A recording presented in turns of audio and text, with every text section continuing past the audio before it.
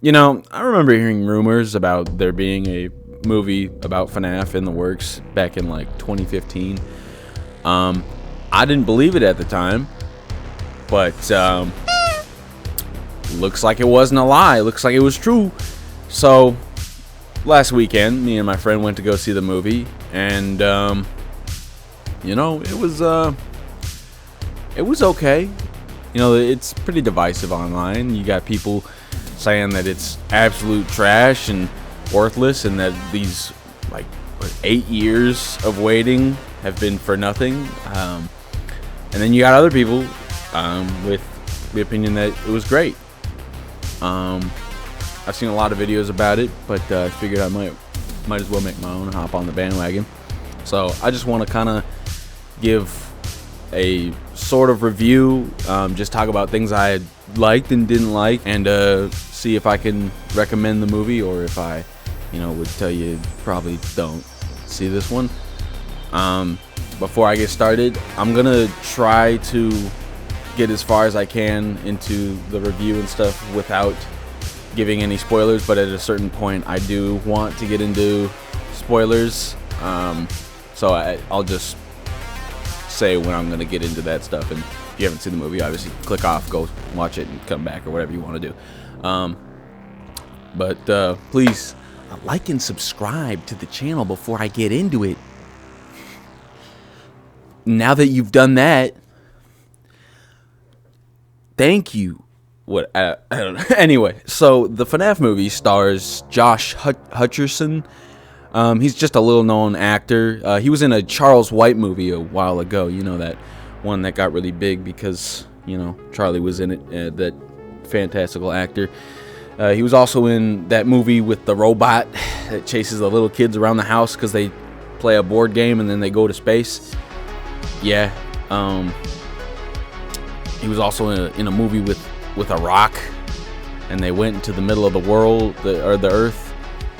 He's in a few movies. Anyway, so in the movie, he plays Mike, who is the night guard, or the to-be night guard. He's the night guard in the movie at Freddy Fazbear's Pizzeria, which is a Chuck E. Cheese-like arcade place that is from the games. I've played pretty much all of them, except for, I think, Security Breach. I just watched somebody play it, but I've seen through the entirety of all the games, and I know most of the lore. I think I'm not super into it. Like, I haven't read the books or anything, and most of my knowledge comes from like game theory and my friends that know more about it.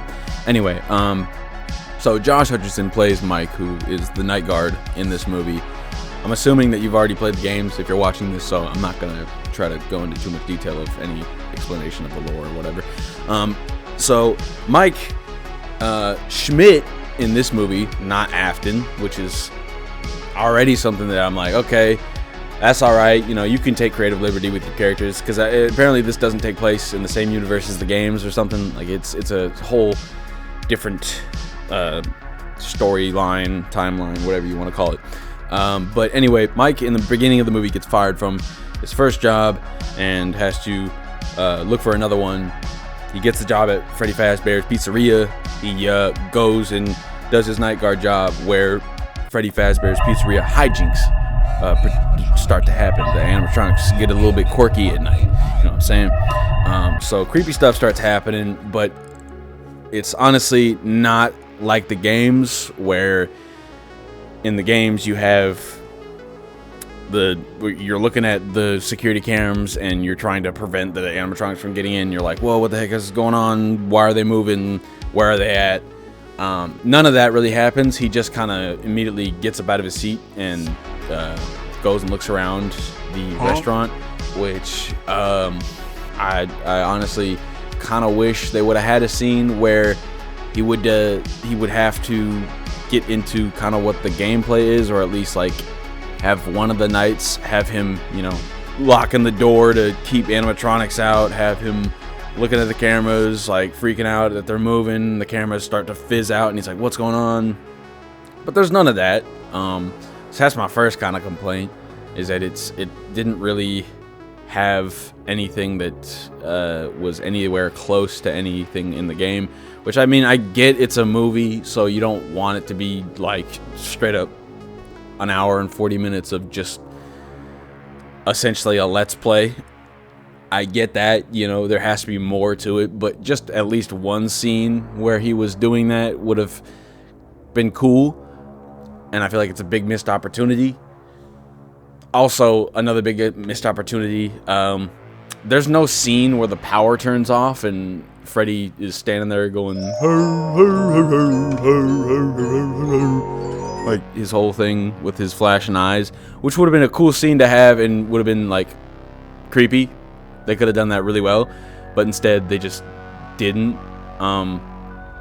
In fact, they had a big opportunity to do that with the night guard at the beginning of the movie, which there's a quick scene where it shows what happened to the previous night guard at the pizzeria that made it the spot for a new night guard get open. You could probably guess what happened to him because it's FNAF. But anyway, Mike also has a sister, Abby, who he takes care of because his parents died a while back, or they're just not in the picture. I can't remember if it says they died in the movie. I don't think it did, but it's kind of assumed because what else? But anyway, he has custody of his sister, and the only other family member they have is their aunt, who also wants custody of her, which doesn't make too much sense because she appears to be well off, and the only reason that she wants custody of Abby in the movie is just because she wants the state income check for financial help with. I don't understand why she would need that if she's already kind of well off. I mean, through the whole movie, she has a lawyer with her who, by the way, is just, the best character in the movie, who is just like an absolute Chad. We love Doug. Doug is the best. He is the FNAF the whole time. Doug was the FNAF. All right, he was it. He was him. He was that guy. Anyway, the aunt wants Abby, so that's why Mike has to get the job at Fazbear's Pizzeria and go through all this crazy stuff, even though at the beginning of the movie he didn't want the job because he doesn't want to work nights because he has constant night terrors.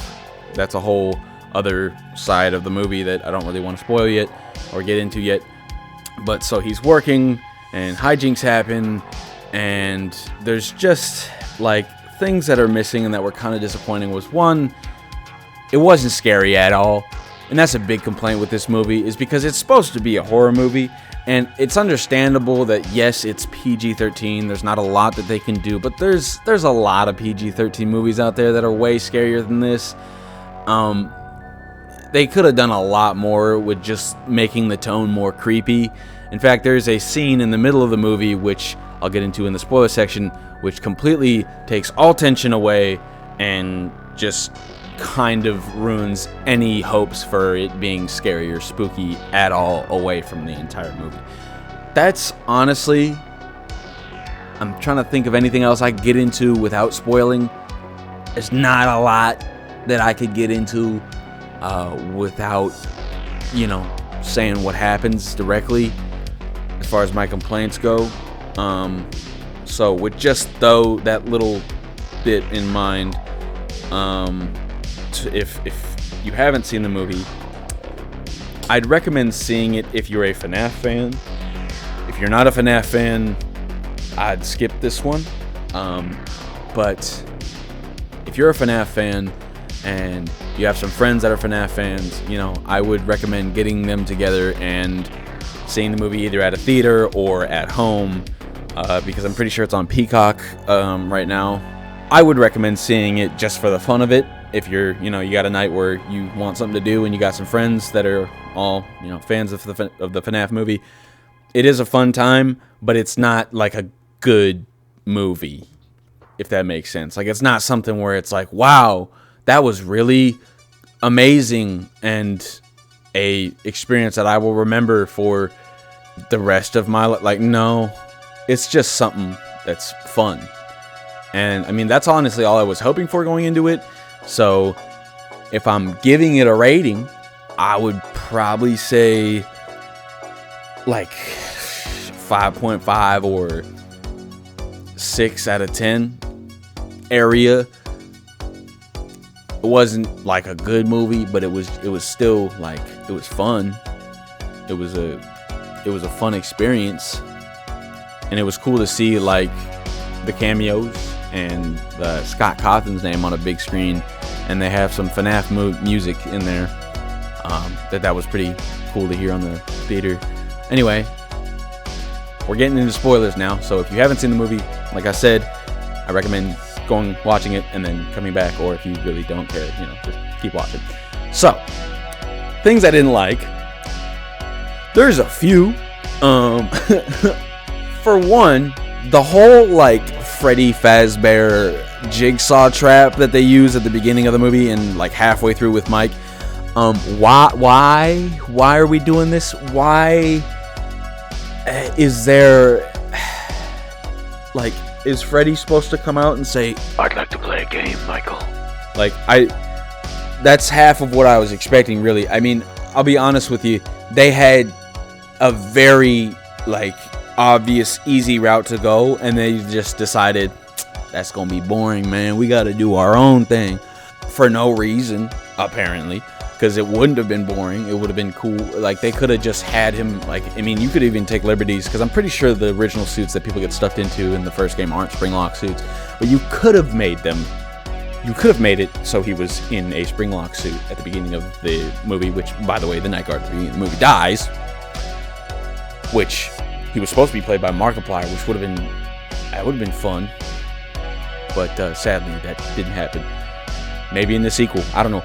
But anyway, you could have had a cool scene where, the guy was in a springlock suit, and also, by the way, this would have been the easy, instead of having Foxy run up and go slash him or whatever he did to get this night guard, you could have just had the power turn off and Freddy appear at the door, and Freddy gets, the night guard, puts him in a springlock suit, which you see going, like, it's starting to tick, or you just hear it going click, click, click, click, click, click, click, and then, like, he can't get out of it, and then it just goes, because in the movie, you don't see what happens to him. You could have done the same thing with the springlock suit, where it just started clicking, and then you don't see what happens, but you just hear him in the background screaming. Would have made sense. Would have been good foreshadowing. Would have been fun, had actual lore in it. They didn't do that. That's all I gotta say about that. That's honestly a more minor complaint. Let's move to the next area. Okay. So the acting in the movie was pretty good. Josh Hutcherson, I think, did a really good job. Even all the child actors for the most part did really good, which is always cool to see. The only two actors in the movie that I have a problem with are really like Vanessa's actor, which I forget her name. It's Vanessa's actress is Elizabeth Lale, I believe that's. Anyway, she is William Afton's daughter in this movie, which doesn't make sense for the lore, but they're changing it up in this movie. That's fine by me. I don't really care that much if they're gonna do their own lore in the movie verse of FNAF.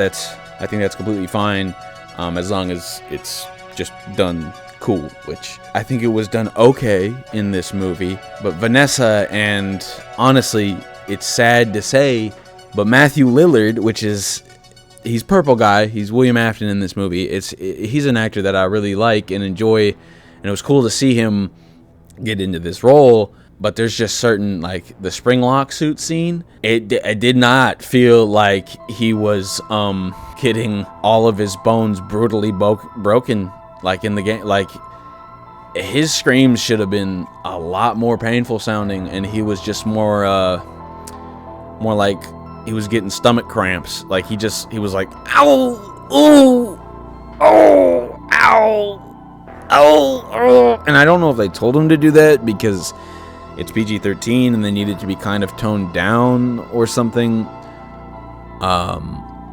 But really, I feel like they missed an opportunity by not having the scene kind of more like this.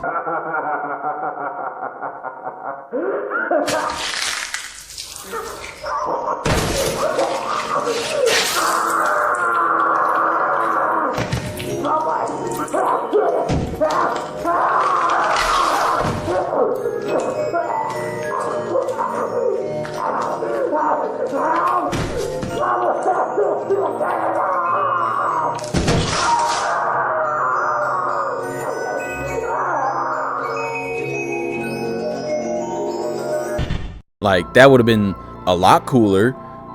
Anyway, the real highlights of the movie, it was really like the cameos with Matt Pat from Game Theory and Corey Kenshin. Those were like two really cool moments to see. The music was actually pretty good, I felt like. There wasn't a scene with the Freddy Fazbear theme, or like the Freddy theme where the like, I really wish they would have had a scene where that would have been used. Also, I did enjoy seeing the Balloon Boy little jump scares. A lot of people thought that was just dumb and stupid, but I thought it was kind of funny and a little cool reference. But by far, you know, the best part of the movie was Doug. Oh my goodness, dude. When Doug appeared on screen, you do not understand how hyped I was. Dude was there. He was present. I shouldn't be hearing any of this. As a matter of fact, I shouldn't be here at all. Sit down, Doug. He was ready. He was ready for Freddy. I just got so hyped every time I saw Doug. And I'm being honest with you, he's probably my favorite FNAF character of all FNAF time. He's definitely the character of all time, dude. Like, Doug was just the showstopper and was absolutely insane to see get adapted into the movie. Such an iconic character, will absolutely be missed. I hope he's in the sequel. Honestly, should be the main character, but we'll see if that happens. He absolutely stole the show. But in all seriousness, the main drive to the movie is just the fun that we had along the way. It was the friends we made along the way.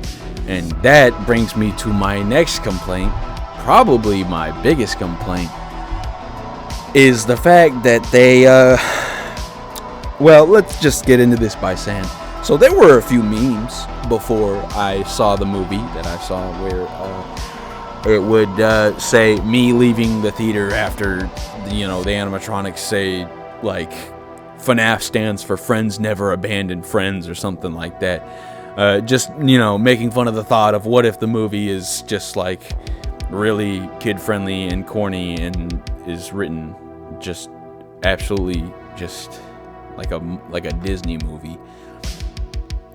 About halfway through the movie, let's just say, the meme became all too real. They wouldn't stop tickling me. They said I was gonna die. Freddy, this is my brother, Mike. Abby, what is this? Come on, I want you to meet the others. There's a scene in the movie where, since Abby is around the animatronics, make friends with her because she's a child. I mean, that is kind of how it works in the games, but it's more of that, you know, if they see children, they don't see them as a threat because they can't really, I'm pretty sure in the games it's like said that they can't distinguish adults. In the first game, I know he says like that they're trying to put people in, they see people as just endoskeletons, so they try to put them in these suits. But I'm pretty sure in the actual lore, it's that they just like try to go after all adults because they don't know if it's William. And they want to take out William because obviously he's the guy that killed him. However, the scene, the animatronics just become friendly all of a sudden, which is also the scene that I was talking about earlier where, you know, all the tension in the movie that it could have had or that it did have is immediately taken, and they start like building a fort and you have some corny jokes getting played. Like, This did not need to happen in this movie. Also, like, I mean, they could have, if they really wanted Abby to make friends with the animatronics, they could have had the place just being open during the day and then have Abby go there during the day and make friends with the animatronics then. instead of, when we're supposed to be in spooky time, scary mode. That would have made more sense, having Michael be like uneasy around the area because he knows that the animatronics are weird, but having Abby like during the daytime like being like, oh wow, they're my friends, I love them. And then like that whole, because at the end of the movie the animatronics are trying to get Abby, that would have still made sense with her making friends with them at the beginning and they wanted her, but also it didn't make sense that like William was like somehow controlling the kids' minds into getting Abby to killing her and turning into an animatronic. That's either my biggest or probably my second biggest. I mean, it's the probably biggest why in the movie is the end and how they go from wanting to kill Abby to understanding that that's bad all of a sudden. And it's said that it's because, William changed their memories somehow. And the way they solve that is there's a picture of Springtrap, which is William, which is Purple Guy, on the wall being friends with the animatronics. And it's an intense scene where, the animatronics are evil again and they're trying to come after them, and Springtrap's there now and he's trying to tell them to, get Michael and the kid and take him out. And to make them remember that he's evil again, Abby just draws a picture with a crayon and slaps it on the wall. And then they look at it and they're like, oh yeah, he's the bad guy. And that's how he gets defeated. I don't know why they did that. Doesn't make any sense. But what's doesn't make sense even more is the fact of just like how they had him die. Like they do have the Springlock scene, which everybody was excited for, I feel like. But it was done kind of bad, like I said earlier. One, Matthew Lillard's acting, I feel like, is just kind of not as dramatic as it should have been for the scene. But also, secondly, in the games, honestly, it's done way better, where the souls of the children chase him into, hiding in the Springtrap suit where he gets poked by it. Would have made more sense if Afton showed up, like, at that end part, and he was just, like, there without the Springtrap suit on, and was like, Michael, I came to check in. And then tried to, like, knock Michael out or something, and it was exposed that he was evil the whole time. And then, they could have had Michael trying to escape the animatronics with Abby, and then, like, in a different way, have them figure out how, who Afton is, and remember that he's the bad guy, I guess. And then start chasing after him, have, Vanessa, Abby, and Michael escape the building, and then just have the animatronics chasing William around the pizzeria and have him, hide in the Springtrap suit and have the scene ensue how it happened in the series. That, I feel like, would have been a better way to do it. Also, for some reason, in the scene, they have William say, I always come back, which is a very famous line from the game. But that's after he's already died, and doesn't make any sense in the context of the scene that we're currently watching, because he hasn't died yet, and that's like, why would he say that? Why wouldn't he just say, like, I'll be back, or something like that, or like, you can't kill me, or something that's close, but not exactly it, that makes more sense, Would have been enough. Also, early in the movie, they foreshadowed the Springlocks by having a completely different suit in the back room where, Vanessa shows Michael that the Springlocks, they're not safe and that they'll just go off and stab people and they don't, you don't want to mess with it. Why did they decide to have a completely different suit foreshadow that instead of the Springlock Bonnie suit? Would have been better foreshadowing. Would have been, cool to see, like, that's the suit that's there. And at the end of the movie, when William's trying to hide and he sees the suit, and we'd be like, we know what's going to happen when he gets in there. And then he gets in the suit, and then the Springlock happens, and then you, like, get the animatronics surrounding him watching that happen, and then you have them walking away, like, closing the door, would have made more sense than what actually happened. It's just like there was a lot of easy ways that they could have made it better and more like closely written to the lore of the games. So there's just a lot of disappointment with what they did and how they did it. But overall, as just kind of like a celebration of the series and just as something to have fun with, I'd say I had a good time. I don't regret seeing it.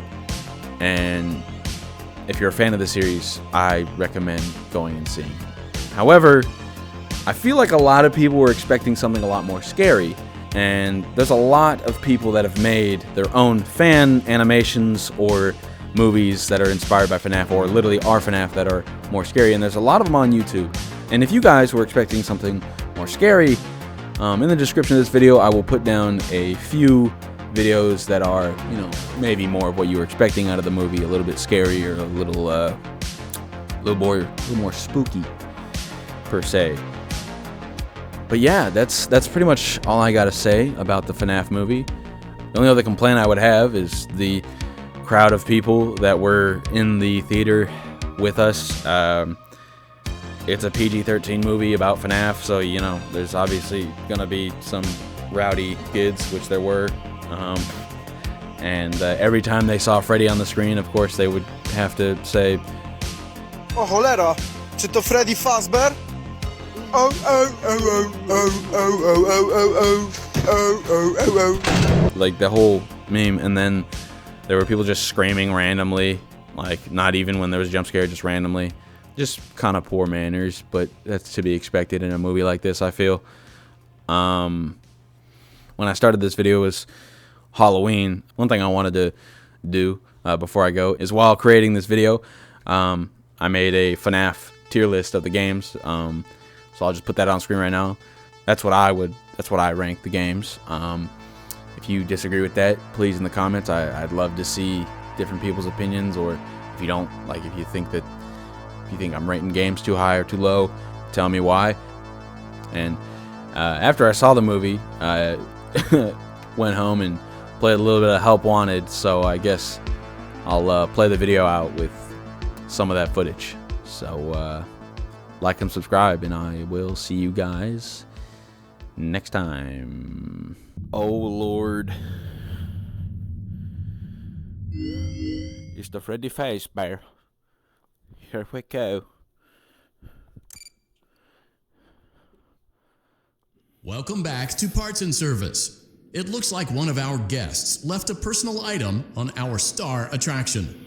Let's return it to the Lost and Found. Carefully grab and remove the child's hat from Freddy's mouth. Looks like he had a bite. Freddy's got a pretty good hold of it. Give it another firm tug. Good job. Now place the hat in the Lost and Found bin on your right. Okay. Lost and Found. While we're at it, let's make sure there isn't anything else stuck inside. To access Freddy's chest cavity, grab Freddy's bow tie and pull it outwards. Okay. Or. Well done. Freddy's chest cavity is now open. Remove the child's watch and place it in the Lost and Found bin. Be careful not to touch any of Freddy's sensitive wiring. You got a swinging part there, bud.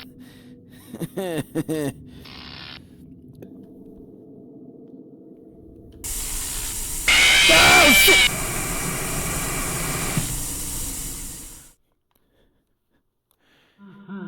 You didn't do it right, man. What did I do wrong?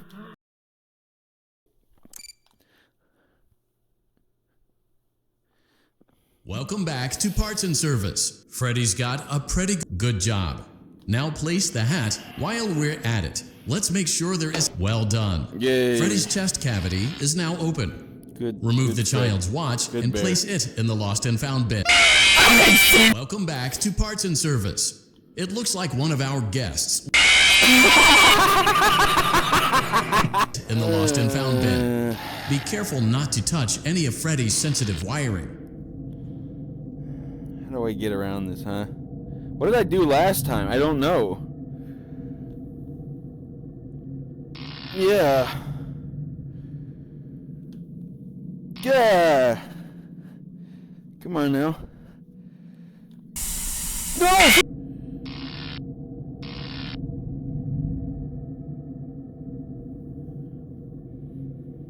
Welcome back to Parts and Service. Freddy's got a good job.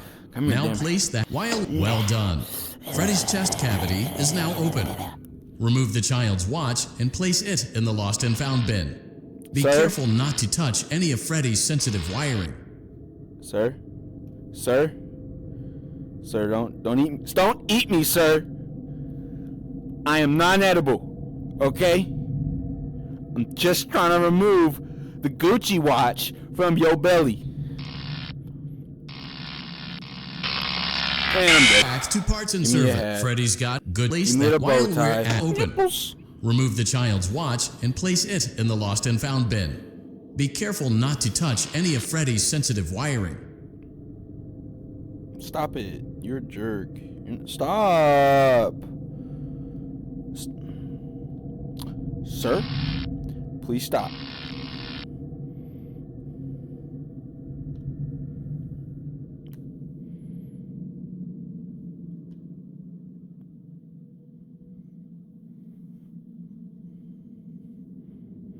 I got it. I can't read. Good job. It appears there is a child's shoe wedged behind Freddy's music box. The music box must be removed before you can access the child's shoe. Gently grasp the music box and extract it from Freddy's chest cavity before the safety latch descends.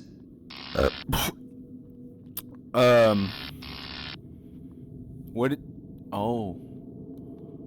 Is that the music box? Mm-hmm. He said gently grab it? Mm-hmm. I'm getting all inside of Freddy's guts today. Carefully place the music box on the work table to your left. Great job. To reset the safety latch, press the button located on Freddy's endoskeleton. Oh, okay. Now, remove the child's shoe and place it in the lost and found bin. Oh, okay. Don't move now. Okay.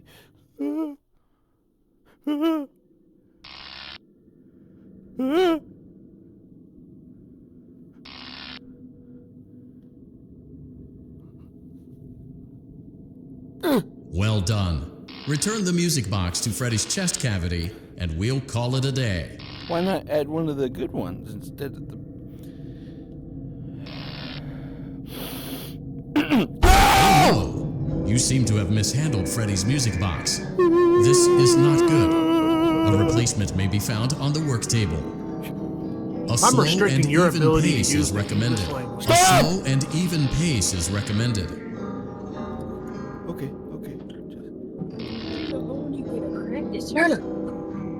Crisis averted. To close Freddy's chest cavity, press the large black button on the center of Freddy's face. Shouldn't have taken this damn job. That concludes your time in Parts and Service. Your pay will be docked accordingly. Oh wait, I'll be docked? What? Please don't springtrap me. You play, loser. I don't want to be... I don't...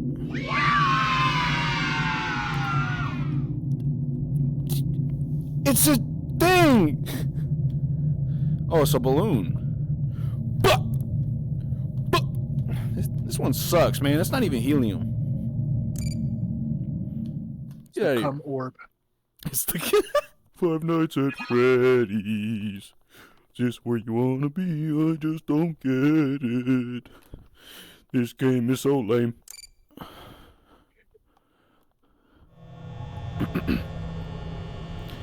Hello? Well, if you're hearing this and you made it to day 2, congrats. I won't talk quite as long this time since Freddy and his This is what the You movie won't talk should at have been. all. This is what the movie should have been. This is what the entire I should be. This is me. I am Michael Schmidt. Michael Schmidt.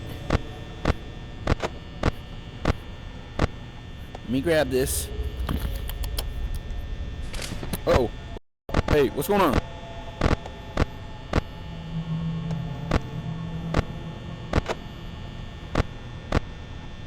You there? Stop. We got Chica. What the hell? What y'all doing in there? Better not be having sex. There you are. Oh, Chica's gone.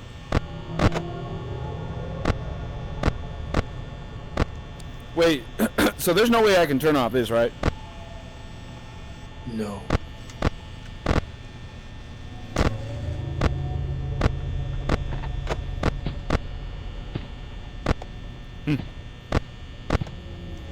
Oh! Touch.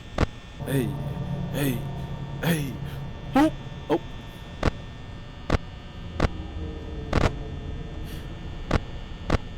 We're waiting every night to finally roam and invite.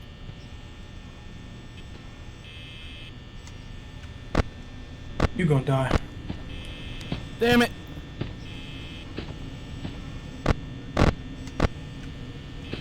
Man, they're both at the door. Why? What? Why? What? I can see his arm there. I know you ain't that. Get out of here. Did you watch the movie? They're literally not gone. Chica is. How do you know?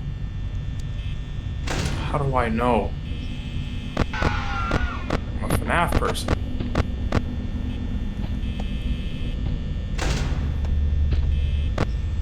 Oh.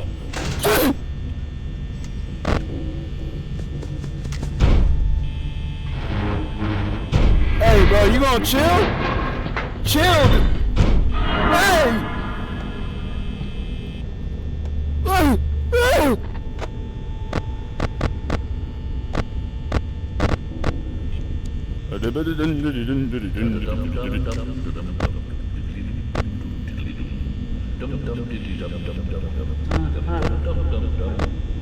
Uh-oh. Is Chica gone? Does she look gone? Yeah, but next time you open the door, she might do that one face. No. I'm hiding. Swerve knows what I'm talking about. No! Here, have your cupcake. No, please. No. Fred, no! Fred! Wait! Don't make me bust! Ah! What you doing there, man? Get out of here! You died like 5 games ago! What? Why are you here? That's another bad part of this game where you gotta get out of here.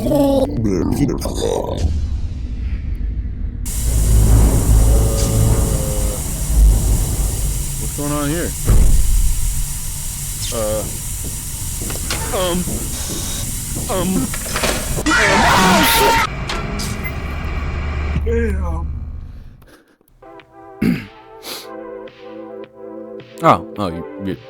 You're still here. Well, there's not a lot left to say about the Fnaf movie. I kind of said my part. Not much going on. I mean, there's a few cool games coming out. I think I'm gonna post some stuff to my gaming channel, which I'll also leave in the description. It's Razor Studios. The Finals, which is a fun game that just came out. Not a lot of people know about it, but I really hope it gets bigger and more people start playing it, because it's a pretty dang fun game.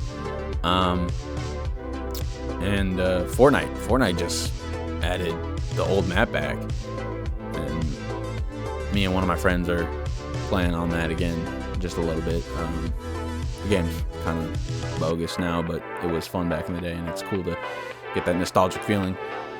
But other than that, I mean, Thanksgiving's coming up. That's something That's something we could talk about. So yeah, let's actually yeah. So Thanksgiving. Thanksgiving is